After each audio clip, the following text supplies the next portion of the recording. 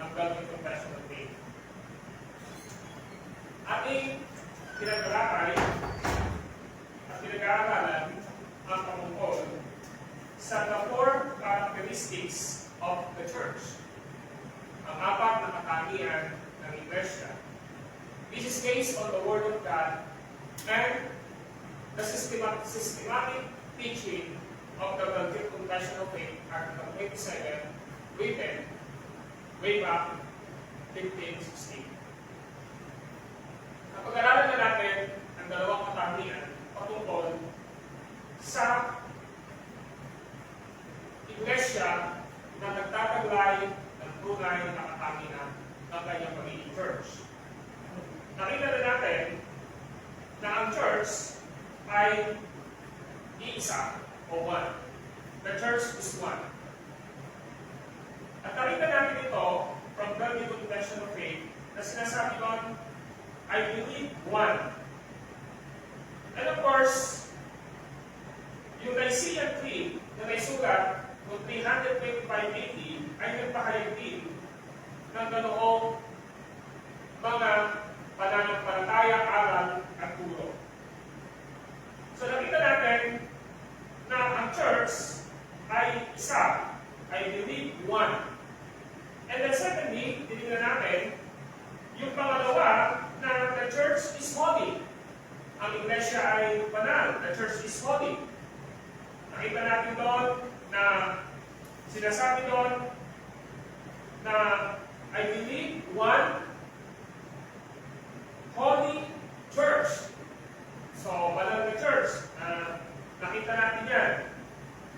At na-expounded mabuti ito last Sunday school natin. Now, we will proceed sa ikatlong katangian o mark ng church ng ating Panginoon. At ito ay walang iba, kundi the church is Catholic.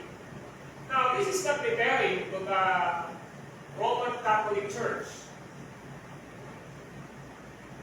Kaya sinabi doon sa ating pinag-aaralan na Belgian Confession of Faith, nasabi doon, I believe one holy Catholic Church. Na sinasabi ng Nicene Creed.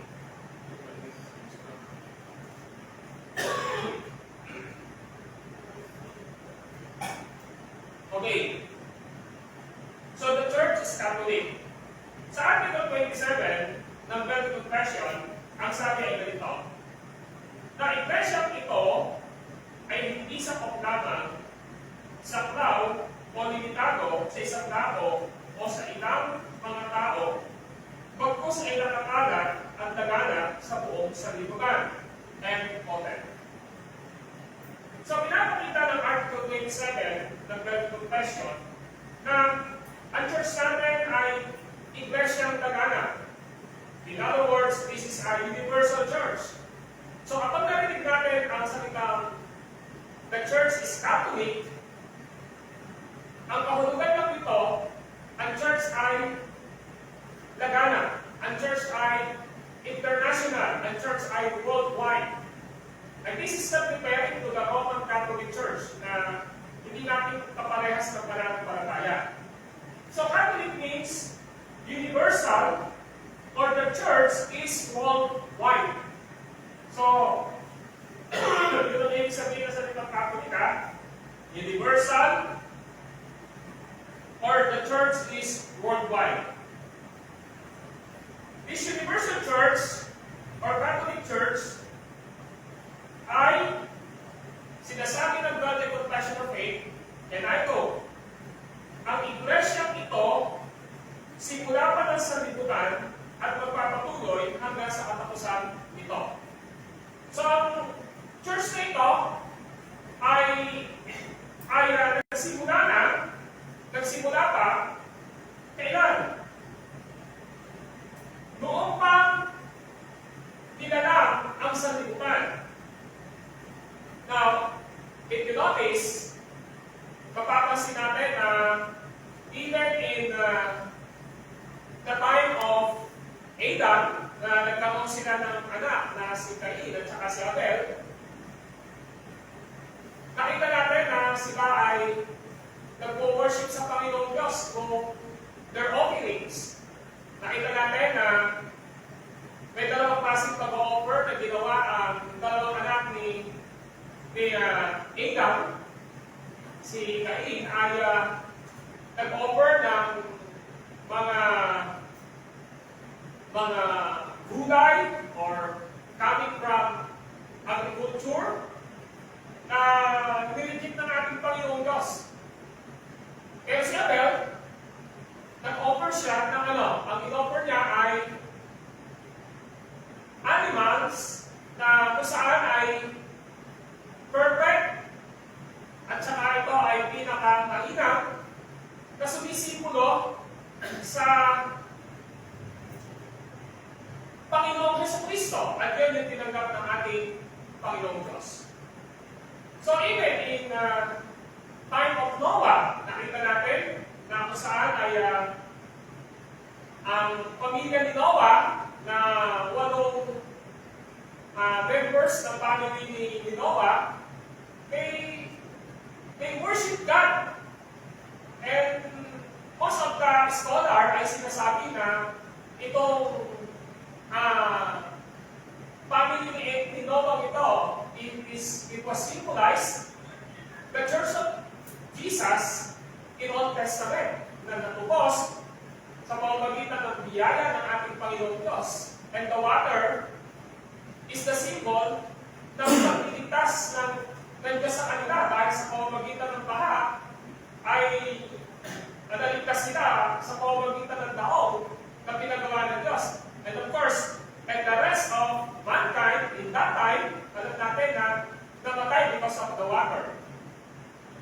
So, dito pinakikita ng Biblical Confession of Faith na ang iglesia ito, simula pa ng sanlibutan, at magpapatuloy hanggang sa katapusan nito. It will end, the church will end in the last and second coming of Jesus Christ. Now, back to the word, ang iglesia ito, simula pa ng sanlibutan. Sinasabi ng Genesis chapter 22, verse 18. Genesis chapter 22, verse 18. If you want to open your Bible, in Genesis 22:18, ang sabi doon ay ganito. Noong ating Panginoong Diyos ay nakipag-covenant, nakipag-iman kay Abraham, later on Abraham. Sa Genesis chapter 22, verse 18, ganito po ang sabi, and I quote in English version, in your seed, all the nation of the earth shall be blessed, because you have obeyed my voice. Now, if you notice, ang sabi doon, all the nation of the earth. All the nation of the earth. Pinapakita dito na maliwanag ng lahat ng bansa sa mundo ito. Hindi lang sinabi ng Diyos na i-bless niya ang binhi ni Abraham exclusively in Israel. Hindi lang po daw.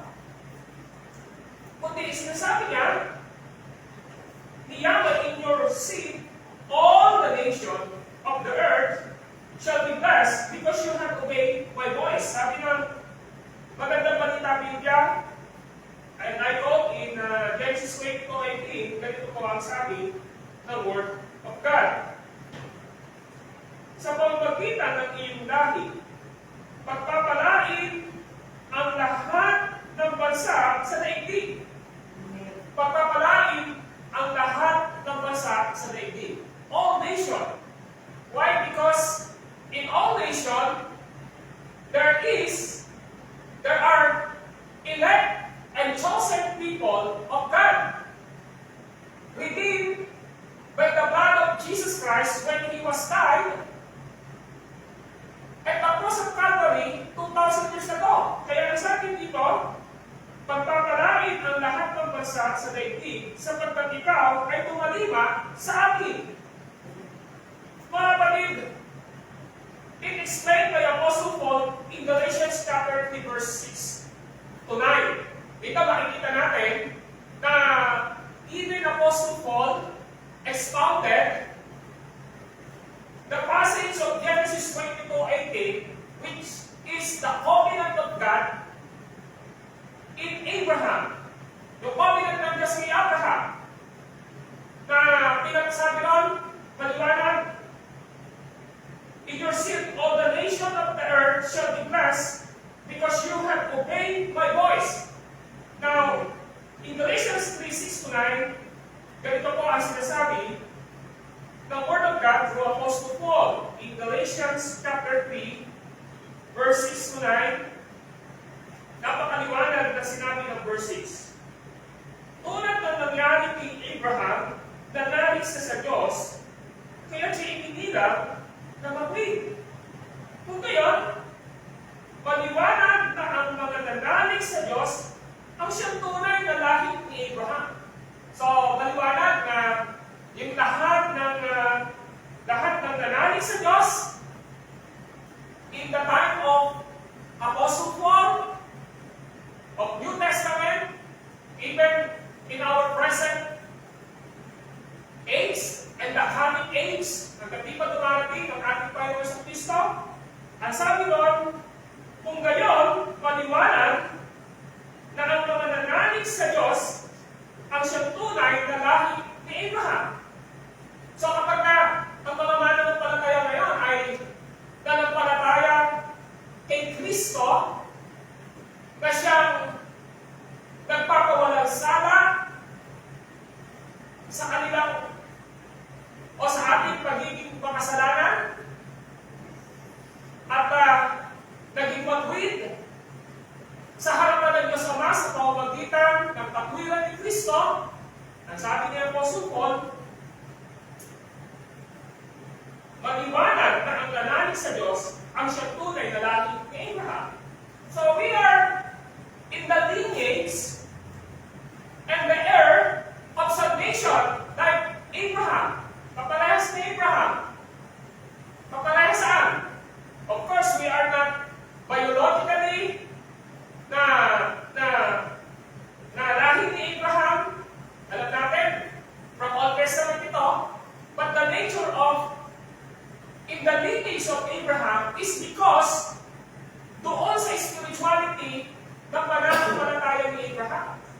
Kung ang pananampalataya ni Abraham sa Panginoong Diyos, kaya siya napawalang sana, na nampalataya kay Kristo ay kaparehas ng ating pananampalataya kay Kristo na siyang fulfillment o katuparan ng pangako ng Diyos kay Abraham and literally namatay si Kristo sa cross at nampalataya tayo sa Kanya, we are in the lineage of Abraham.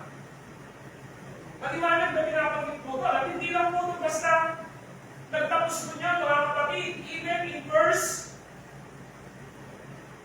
8, ang sabi nito, hindi pa may ipinakita na ng kasulatan na mawawalang sala ng Diyos ang mga Hintil. So, yung mga Gentiles po. Of course, we are Gentiles in spirituality. Dahil hindi pa tayo Hudyo. Sa pamamagitan ng kanilang pananalig sa Kanya, pananalig kay Kristo. At ipapahayag at ipinahayag na kay Abraham noong pa ang mabuting balita. So, yung Genesis chapter 22, verse 18 na yan, ay tumutukoy po yan sa ating Panginoong Jesucristo. Kaya ang sabi ng verse 8 ng ikalawang bahagi, at ipinahayag na ni Abraham noong pa ang mabuting balita. Ano yung pinaka-message ni Yahweh ng Diyos? Ang sabi doon, sa pamamagitan mo, sa pamamagitan ni Abraham, pagpapalain ng Diyos ang lahat ng bansa. Why? Because in verse 18 of Genesis 22, in your seed, hindi mo sinabing seeds ang sabi, in your seed, yung iyong binhi, and this is referring to Jesus Christ, noong panahon na yun, na siyang magiging hari, magiging king. And it was fulfilled in the New Testament. Kaya, yung seed na binabanggit dito na siyang magiging hari, magiging Misaya, ay tumutukoy kay Kristo na galing sa lineage ni Abraham. Kaya ang sabi ng verse 9, nanalig sa Diyos si Abraham at siya'y pinagpala, kaya pagpapalain kung tulad niya ang lahat ng nanalig sa Diyos.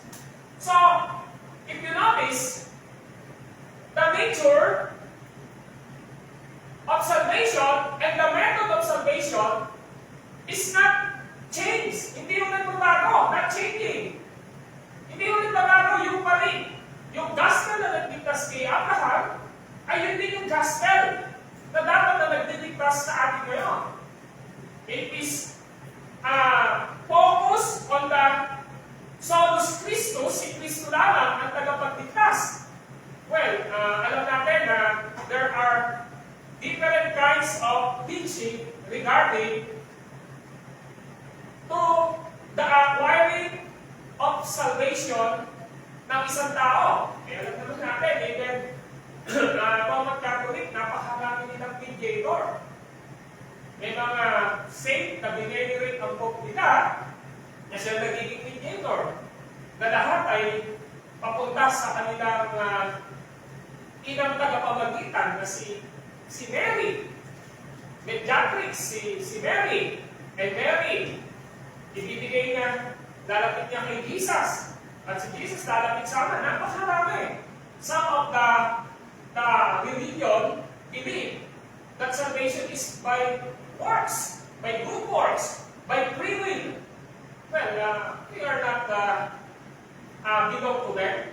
At alam natin na itong tinuturo dito ni Apostle Paul in Galatians chapter 3 verses 9 ay nagpapakita na ang tamang kaligtasan lamang ay walang iba kundi sa ating Panginoon sa Kristo. Because in Galatians chapter 3, 6-9, nagdinamit ng Genesis chapter 22, verse 18 ay nagpapakita na ang mabuting balita iyon na nagligtas kay Abraham ay yung dapat ang mabuting balita na nagligtas sa atin. That's why, if we have same faith na pinanampalataya ni Abraham at tayo rin ay nanampalataya sa natapos ng ginawa ni Kristo, sabi nila, kayo ay lahi ni Abraham.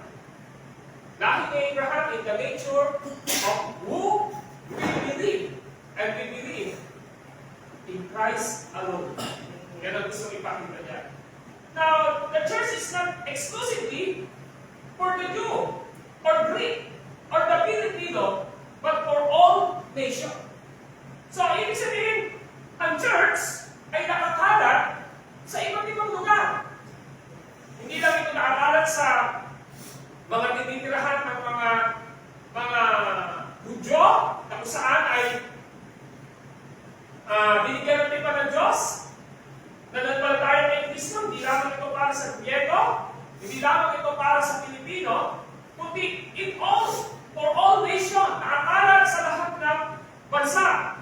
Alam nyo, si Apostle John, ng araw ng pamamahinga, dinala siya ng banal na Espiritu sa langit. At ipinakita ng banal na Espiritu ang nangyayari na sa langit. And please open your Bible in the book of Revelation o Pahayag, the last book of the New Testament.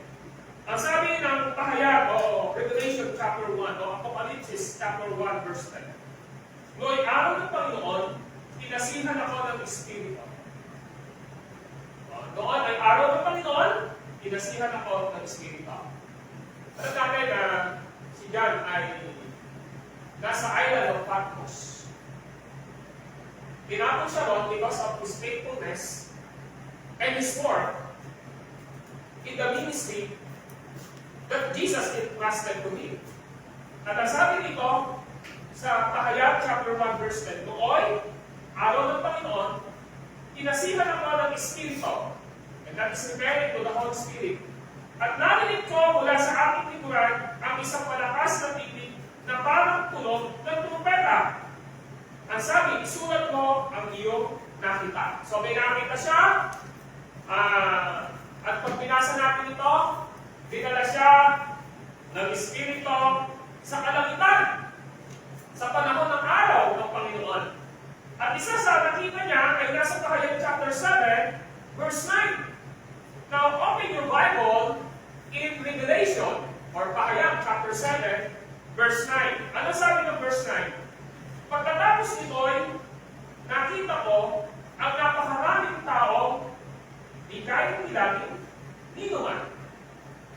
So nakita ni John yung mga kaluluwa ng mga naligtas from Old Testament and even in his time.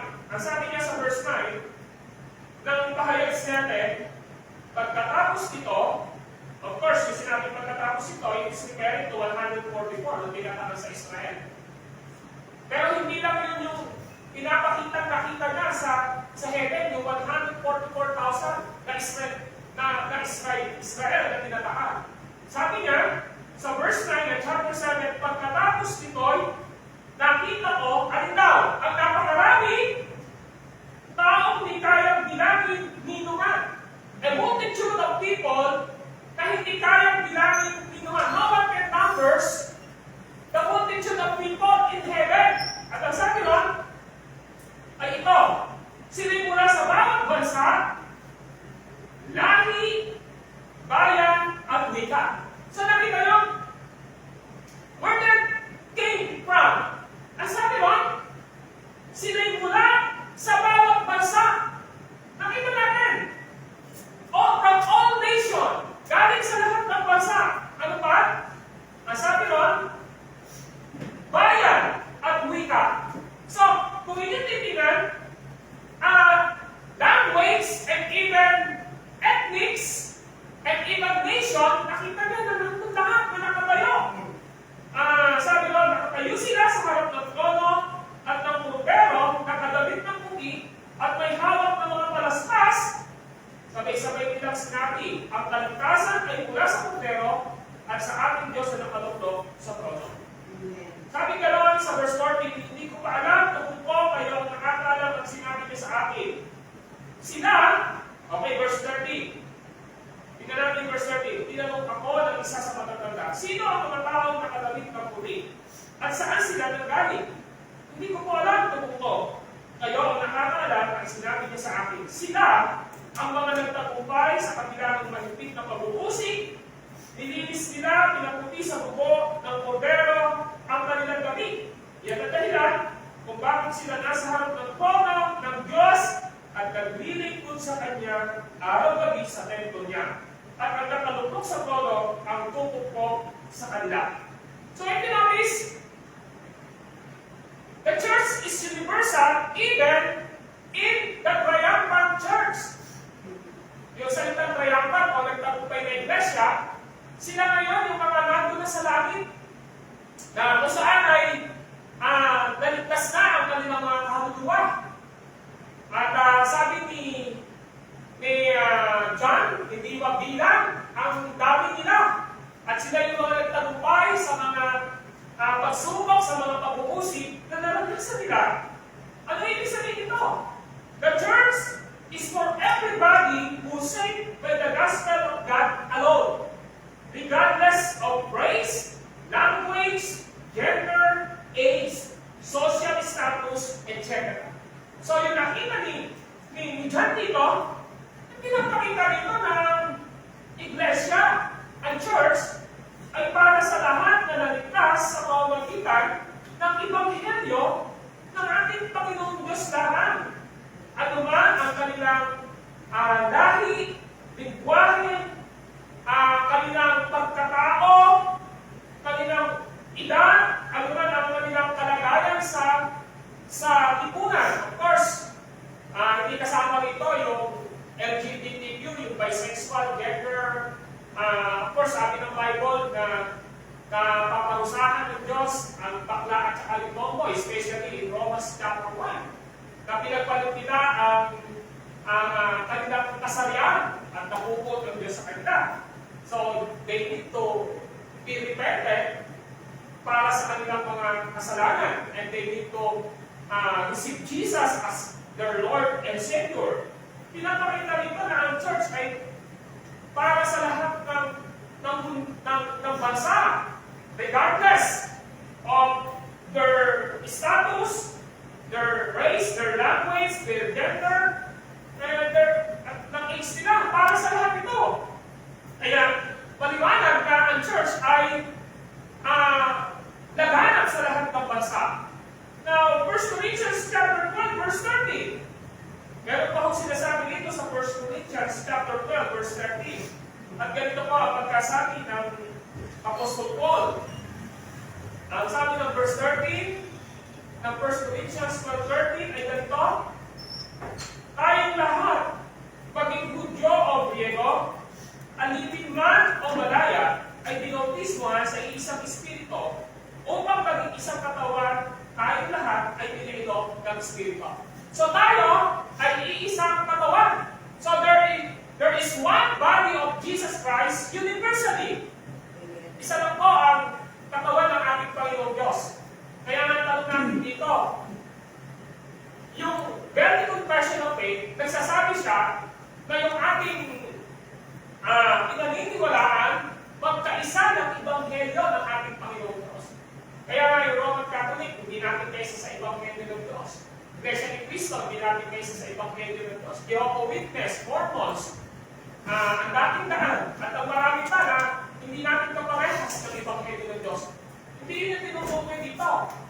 Tinutukoy dito na mayroong isang katawan ng ating Panginoon sa Kristo, na iisa pero nagkaugnay dahil sa katotohanan, dahil sa Ebanghelyo ng Diyos, at dahil sa pananampalataya. Kaya sabi ng 1 Corinthians 12:13, tayong lahat, maging Hudyo o Griego, alipin man malaya, ay binautismohan sa isang espiritu.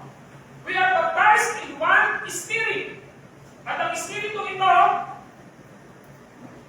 ay nagpakita sa atin na we are one body, the body of Jesus Christ. Tayo isang katawan, ang katawan ng ating Panginoon sa Kristo.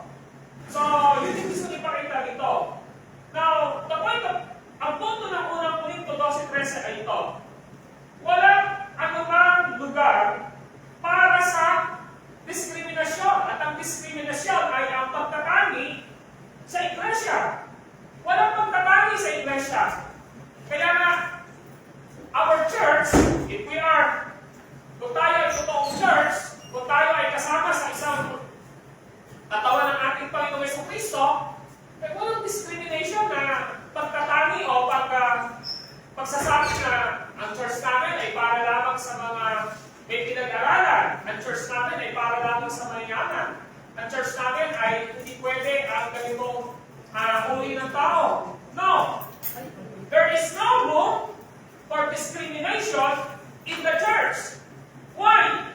Dahil ang sabi ng verse 30 ng unang Korinto 12, tayong lahat, tingnan nyo, maging Hudyo o Griego, alipin man o malaya, ay binautismohan sa isang espiritu upang maging isang katawan. Tayong lahat ay pinilog sa isang espiritu. Now, this is my application. The Catholicity or universality of the church, ulitin ko, ang kalahatan, ang pagkakalahatan, may tinatawag na Catholicity o yung universal, pagkalahatan ng church ay nangangahulugan na ang iglesia ay palaging nasa ibang lugar, somewhere. Maaari ito ay maliit lamang, pero si Kristo ang walang hanggang hari nila. Ang church ay hindi sinusukat sa dami ng members. Ang church ay hindi sinusukat sa laki ng building. Ang church ay hindi sinusukat sa dami ng collection ng kanilang pera. Ang church ay hindi sinusukat sa uniformity o pagkakaisa ng lahat ng tao dahil sa kanilang pagiging estado, may pinag-aralan o mayaman. Hindi. Ang church ay maaaring maliit. Ang church ay maaaring kulang ng ganito. Ang church ay maaaring magsisimula sa ilalim ng puno. Because the church is not building anymore. Hindi mo building ang church. Ang iglesia ay tao. Ang iglesia ay kalipunan ng mga binanal, pinagwalang sala, nagkasama sa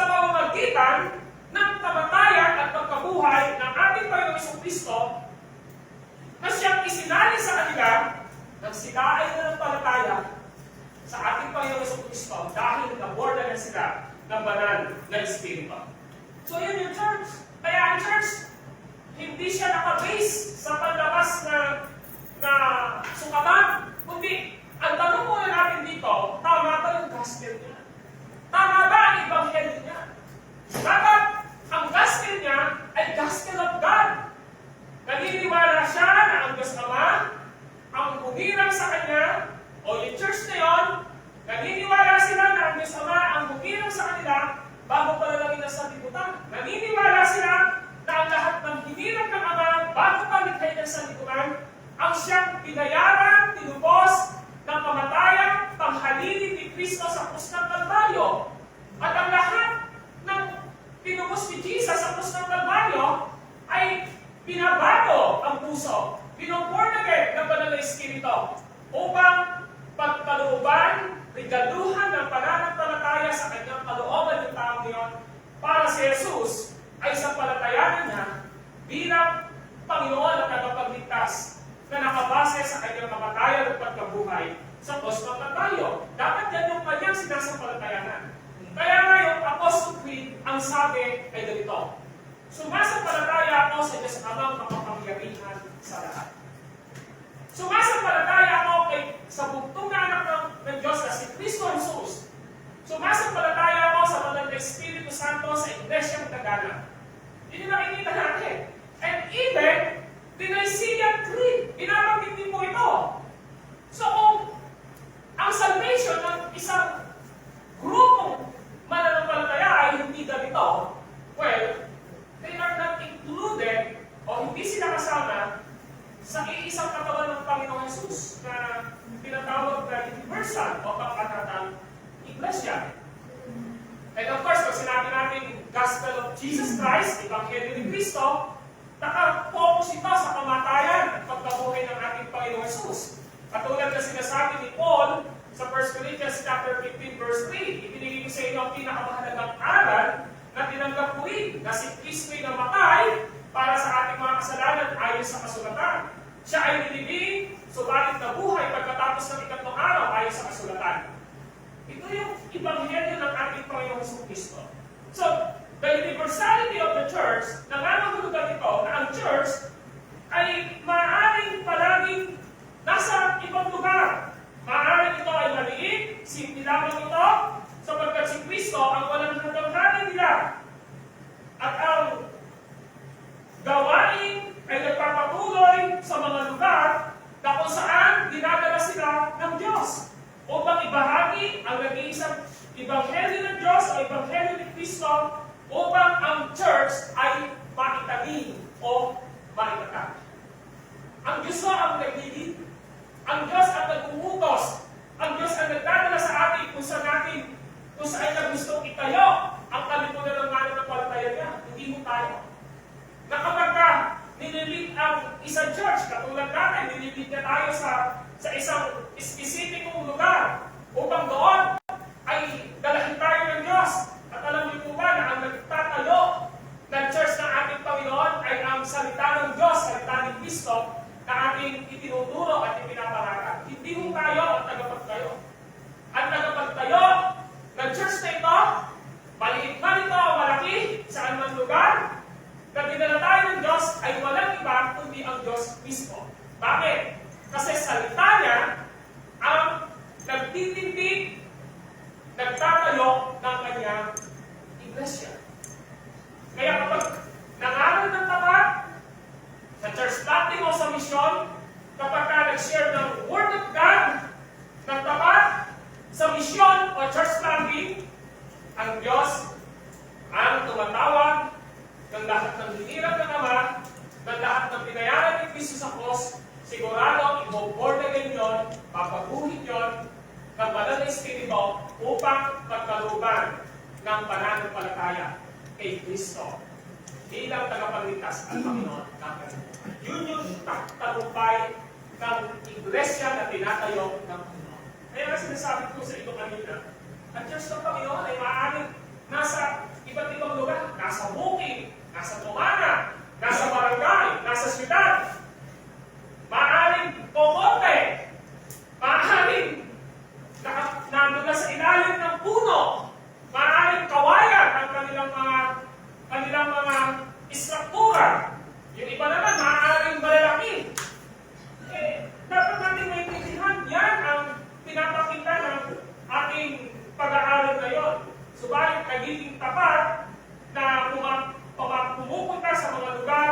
dinadala sila ng Diyos upang magbahagi ng Ebanghelyo ni Kristo upang magtayo ng iglesia.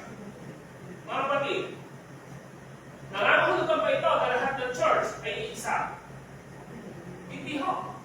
Hindi ho, pare-parehas ang church.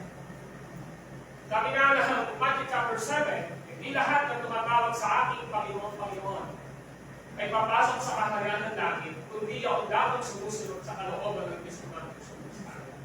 Dito, kausap ng ating Panginoon Kristo ito ay walang iba, kundi ang mga Hudyo, mga Pariseyo, mga Saduseyo, mga religious leader. Ito yung pananampalataya na sila doon. At mas hindi sila sa pagsunod sa kautusan. Pero para kay Jesus, yung pagiging religyoso nila ay hindi totoo at wala sa kanila ang kaligtasan. It may be na mayroong isang church na katulad ng mga Hudyo na dinagdag ni Jesus Christ na mga religious and Pharisees sa kay Jesus hindi ligtas ang mga kanya. So hindi mo lahat ng church ay pwede pong ibanghelyo. Pag kung natin sumatin ang church ng ating Panginoon dahil maganda yung building, palang katedral ang building nila. When Jesus was here on earth, alam natin na nangaral siya saan? Sa mga ilalim ng puno. Nangaral siya sa tabi ng mga ilog ng dagat. Na ang ating Panginoon Jesus ay pumunta na sa langit. Ang 120 tao na kanilang niligtas ay makikita natin na nasa itaas ng kwarto ng bahay. Nagtitipon-tipon sila araw-araw sa kanilang mga tahanan.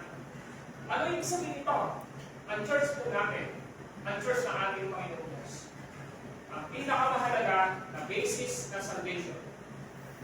Hindi building, hindi sa dami, hindi sa perang naniniko, hindi sa dami ng mga material sa loob ng church o ng building. Kapatid, ang tagumpay ng church, para masabi natin kabahagi siya, ay may tamang ibanghelyo ng Diyos. May ibanghelyo ng Diyos. Naniniwala sa isang Diyos at tatlong persona at naniniwala na ang Ama ang pumirang sa Kanya. Naniniwala na siya ay tinubos ni Jesus dahil pumirang siya ng Ama. At siya ay na-born again, pinagkalooban ng pananampalataya ng Manong Espiritu upang sumampalataya tayo. Susunod natin pag-aaral sa ating school, titignan natin kung paano na itatayo ang church ng ating Panginoon sa isang lokal na iglesia o sa isang lugar. At yun ay walang iba, kundi ang iglesia ay tinatawag na apostolic, na ang kanyang pundasyon na inilagay ay walang iba, kundi ang salita ng ating Panginoon sa Kristo. Yun ang pundasyon. Kaya tinawag na the church is apostolic, ang kahulugan, ang iglesia ay naitayo sa saligan ng araw ni Kristo na ipinasa niya sa kanyang mga apostol na siyang itinangalan ng apostol kung bakit naitayo ang isang lokal na iglesia. So, ano ang ibig sabihin natin ngayon? Ang ibig sabihin natin ngayon, kung meron lamang iisang katawan ng ating Panginoon sa Kristo, yung tinatawag na Universal Church, o yung tinatawag na Catholic Church, maliwanag na dapat natin isipin, yes, we are independent church, but we are included sa kabuuang church ng ating Panginoong Diyos sa buong mundo nito. At dapat maintindihan natin na ang church natin ay patuloy na tataliman sa aral ni Kristo at sa aral ng mga apostol na siyang pundasyon ng ating pananampalataya at ito ay walang iba kundi ang Ebanghelyo ng Diyos at ang Ebanghelyo ni Kristo. Let us pray. Mayroong Diyos na banal at makapangyarihan sa lahat. Kami po ay nagpapasalamat at nagpupuli sa inyo sa oras nito. Sapagkat alam namin na tinuruan mo kami na mayroong kapangyarihan hindi dahil sa runo ng pastor o runo ng tao, kundi dahil sa mga salita niyo na amin pinaliwanag at naipaliwanag. Hindi lamang basta ito pinaliwanag kundi ito ay naging kasangkapan ninyo ang building confession of faith na nasulat ng 1561 and even sa Nicene Creed na nasulat ng 325 AD. Na doon nakabase sa banal na kasulatan ang lahat ng teaching nito. Panginoon Diyos, sa umaga nito at dalangin namin, patuloy namin maunawaan na bilang bahagi ng inyong church na nakikita sa lugar na ito. Alam namin, Panginoon, na nagtatagumpay kami hindi dahil sa aming kakayanan, kundi dahil sa biyaya ni Jesus na siyang ulo ng kanyang katawang ito. At ang pundasyon ng katiyakan kung hanggang magpapatuloy ang iglesia nito hanggang sa muling pagbabalik ninyo ay dahil na itayo ito sa aral ng aming Panginoon Jesus at sa aral ng mga apostol. O kaya, Panginoon, nais namin maging tapat, hindi dahil sa kakayanan namin, kundi sa katapatan binalagay niyo sa aming mga puso. Tapat na mabuhay sa inyong mga salita. Tapat na gampanan ang aming tungkulin na sa inyong ang kami dalhin upang ituro at ipangaral ang inyong salita na makapagtanim ng iyong iglesia ay nararapat-tamang na sumunod kami sa inyo. Maging ganun din po sa higit na pagpapatibay sa inyong local church na ito sa pamamagitan lamang ng salita ni Jesus at ng Banal na Espiritu ay dapat magpatuloy nang sa ganon ay higit at itibay ang bawat isa at gagawa ang bawat isa sa mga katangian ng spiritual and talent ng gifts na binigay niyo po sa bawat isa sa amin upang may paglingkod. Salamat kami sa pagkat wala naman kami ibang kasangkapan, method at instrumento na dapat gawin upang patuloy na ma-preserve ang ingatan ng church nito ito at pagpapalan ang paghayo sa misyon at pagtatanim ng iglesia, kundi ang salita niyo naman, ang scripture, ang gospel na dapat namin ituro, ibahagi, ipangaral sa lahat ng tao sapagkat dito nakasalalay ang inyong patuloy na pamamahala at paggawa sa iglesia nito. Maraming salamat po. Ito po ang maaaring sakot dalangin sa inyo sa pangalan po ni Cristo Jesus. Tayo sa lahat. Amen. Po, pwede tayo.